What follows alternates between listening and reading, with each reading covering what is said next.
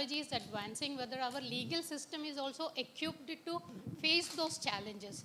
See, sitting in some part of the corner, a lot of digital transactions are happening. Somebody is breaching into my account, and I am, clueless. Which jurisdiction I have to file the case, what is the protection I have, and what are the evidences that I have to place. So those challenges are there when the technology is advancing on one side, but the legal system is also not progressing at the same pace. Questions around forum where you file and. So that has been a problem since the dawn of the technological age, really. I mean, we had for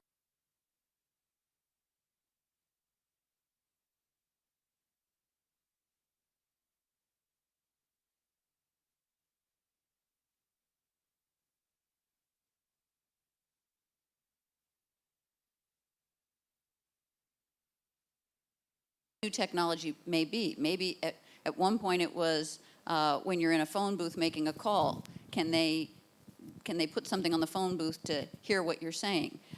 When you have a cell phone, what does it mean in terms of law enforcement access to your cell phone? When you have a car and GPS, what does it mean about whether law enforcement, for example, can put a tracker on your car? It took a long time for the law, both the coming through the judiciary and legislation to answer that question. So we are always behind. It changes so fast that we cannot keep up. So your confusion is understandable. And sometimes we can answer the question relatively quickly, and for example, we can rely on privacy rights and things like that. Other times it's much more technical and we need legislation to really do something. So, and that takes forever in the United States. I've heard that here it's faster. But I've described, our system is, well, nothing's going to happen there now, right? Because it's so divided. You may have heard about that. And so nothing really takes place. So good question. Since I don't have an answer, I'm going to pass this microphone along. Thank you. That is a great question, and it raises issues of where do you file and who has standing to file, who has been harmed, and how do you show that you've been harmed. And judges must understand the technology.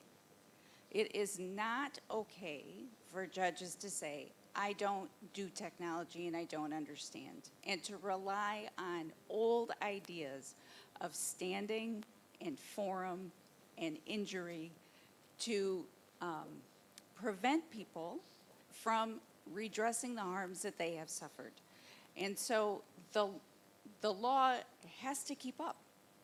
And as Judge Staten said, we will always be behind. And that's okay. But what's not okay is to say that we won't do the effort and make the things that we need to do to keep up. And part of that is investing in judicial education and requiring judges to learn about the technology and learn about how it operates, so that when we are thinking about, well, where is the appropriate place to file? The company may be located overseas, right? Or it might be located in a different state. The harm may take place in Chicago, right? But there also may be other people that are similarly harmed in California and New York. So we have to understand how the technology operates, to understand how the harm occurred, and then we can apply these principles of standing, principles of forum, that then will be understandable and businesses can rely on those, because I think that's the other piece of the rule of law, is that businesses need to have consistency and predictability to understand where you're going to be sued, how you're going to be sued, how the case is going to operate, so that they are willing, as we heard in the last panel, that they are willing then to come and do business in that country. So thank you for that question. Over to you, Judge Rivera, for your final thoughts on this before we close the session. I Never tell a judge they've got the final word. That's wonderful.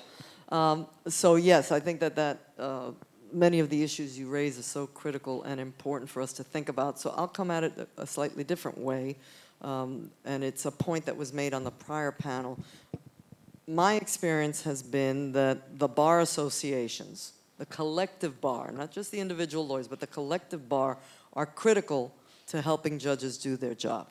Because the bar associations can help identify what the practitioners are finding to be the obstacles. Everything you've already outlined in your question, right?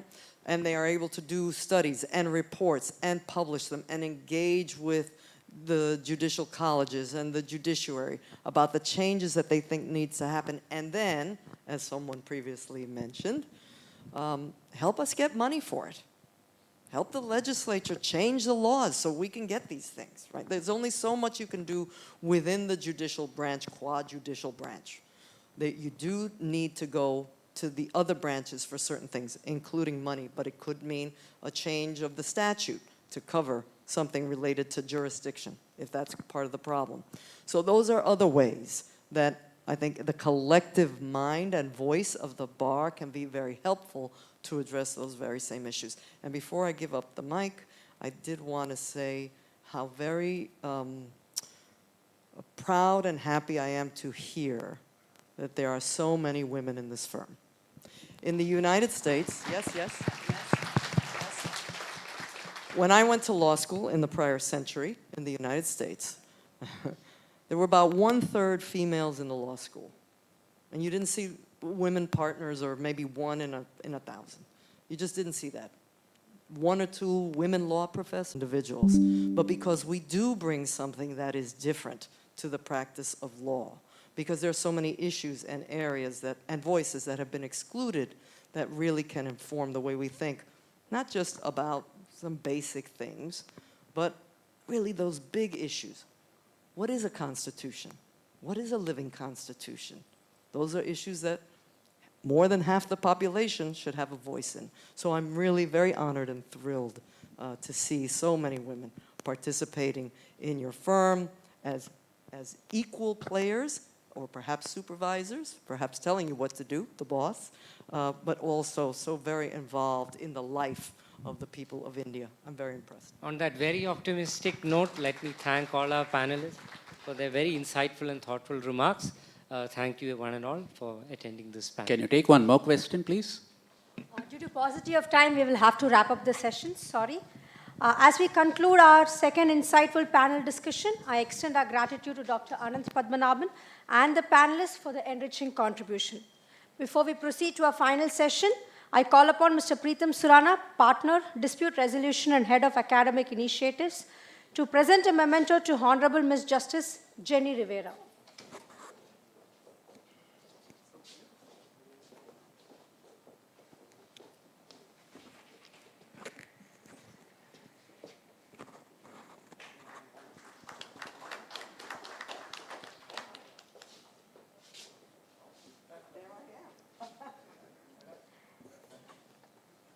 Thank you, sir. I now call upon Mr. Sandeep Surana, Partner, Regulatory Investigation Advisory Practice, Surana and Surana International Attorneys, to present a memento to Honorable Ms. Justice Sarah Ellis.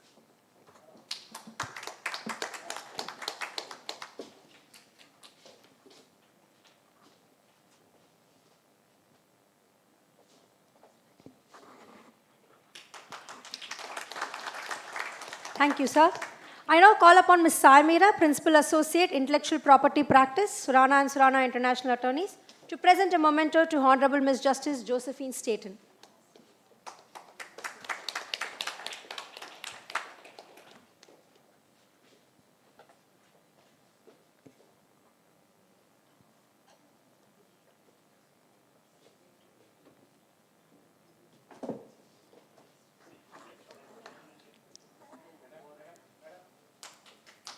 Thank you, ma'am. Lastly, I call upon Mr. Balaji, Deputy Head, Intellectual Property Practice, Surana and Surana International Attorneys, to present a memento to Professor Dr. Ananth Padmanabhan.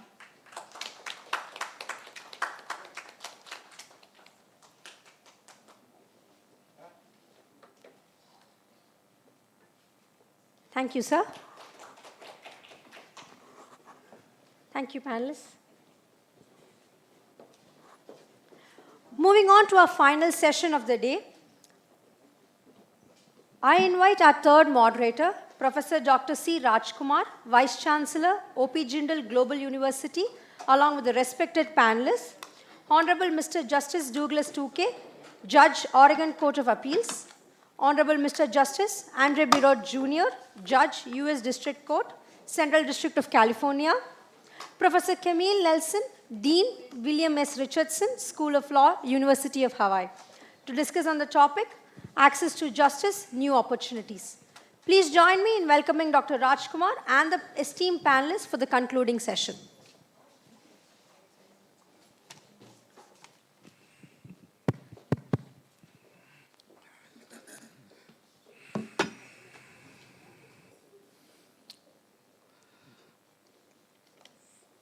It's still morning. Very good morning to all of you. And again, what a fascinating set of panel discussions we have been having since morning. I want to once again thank Surana Surana and also the founder, of course, the senior Surana, but also my friend, Dr. Vinod Surana, for putting this together, but also the audience, the extraordinary, intellectually engaging group of people who have turned up here for this. So let me quickly move on to our last session. I know we are running short of time, so I'm going to keep my remarks short. We have with us three distinguished judges. Honorable Mr. Justice Douglas Tukey, Judge of the Oregon Court of Appeals. Honorable Mr. Justice Andre Birod, who is the Judge of the U.S. District Court, Central District of California. And Professor Camille Nelson, the Dean of the William Richardson School of Law at the University of Hawaii. What I thought we will do is that the theme is access to justice and new opportunities. It is sufficiently broad. But I want to begin by asking Professor Nelson to articulate the evolution of the principle of access to justice in the United States, but also how it has impacted and attempted to bridge the gap between the theory of law and the practice of law, the rhetoric of law and the reality of law, because all of us, having gone through legal education, have been given the promise of the access to justice, which has motivated many of us to be in law. But we also know that there have been numerous limitations on the ability of institutions and even individuals to deliver access to justice. Over to you, Dean Nelson. Okay, thank you very much for the question, and thank you all for your gracious hospitality and your patience with us. There is a saying that it is a marathon, not a sprint. I have worn my running shoes because it is a marathon and a sprint. So I very much appreciate your kind grace. Let me approach your question in this way. As many of us are attorneys and judges, we tend to see, and legal educators, for example, we tend to see all things through a legal lens. And I think the question before from the gentleman at the front spoke to the fact that there are myriad ways to come at this. We tend to focus through the narrow funnel, which is near the end as judges and justices, for example, and legal educators. But there is, think of it as an umbrella and the handle. There are numerous societal dynamics that increasingly in the legal educational sphere, we have to recognize that impact our approach to legal education. I think we also have to realize that we have not gotten it perfectly correctly. I would suggest that we need to zoom out the aperture and zoom out the lens to look at the top of the umbrella, top of the parasol, and think about access to justice more broadly than we have tended to through our narrow focus of the legal lens. And the reason I suggest that is because, at least in the United States, and I query whether this is the case in India, most people with a problem that we as attorneys would see as a legal problem don't have the frame of the legal education to filter it as a legal problem. They see it as a societal, economic, political problem, societal problem grounded in the history of our countries. For example, housing and houselessness. Now, we know there are legal dynamics to that. For example, food insecurity. access to clean water. Now, we know there are legal dynamics to that. For example, economic instability. For example, in the United States, there is a tremendous and growing wealth disparity. Educated black people in the United States, even with a graduate degree, have less wealth than high school educated white people. There are tremendous disparities that are anchored in race and gender and class in the United States. And the question is, do those replicate or resonate for you here? Housing, food insecurity, economic instability, community alienation and isolation. Again, most people would not see those as we would as legally grounded phenomena, but we also recognize that they are. Educational disparities. The state where I live in Hawaii has the greatest per capita private school enrollment of any state in the United States of America. So query what that means about the public educational system, right? What does that mean in terms of opportunities going forward, where we have prioritization of resources flowing in a certain direction away from what many people would regard education as, which is a common good? Healthcare disparities. There is a phenomenon that is a rampant one that is finally getting the traction now in the United States, where, for example, black women have the highest maternal mortality rates. And so much of that was floated to the public consciousness because Serena Williams, the famed tennis player, almost died. And she is wealthy and famous. So one has to think, how is that phenomena, those economic and healthcare disparities, grounded in the history of my country, right? Inequity and inequality.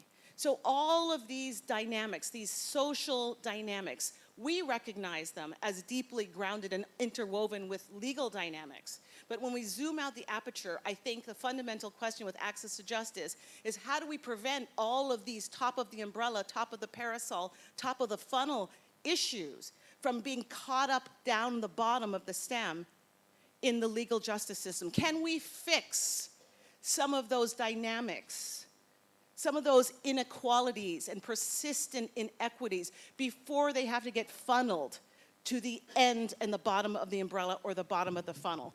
So we in law schools, I think, have to be more have greater recognition towards the interdisciplinarity, societal impetus of these challenges. Thank you so much, Dean Nelson, for setting the stage for our discussion in the next few minutes. May I now invite Judge Douglas Tukey. Judge, one of the things that we are facing today in this debate relating to access to justice is that to what extent judiciary is called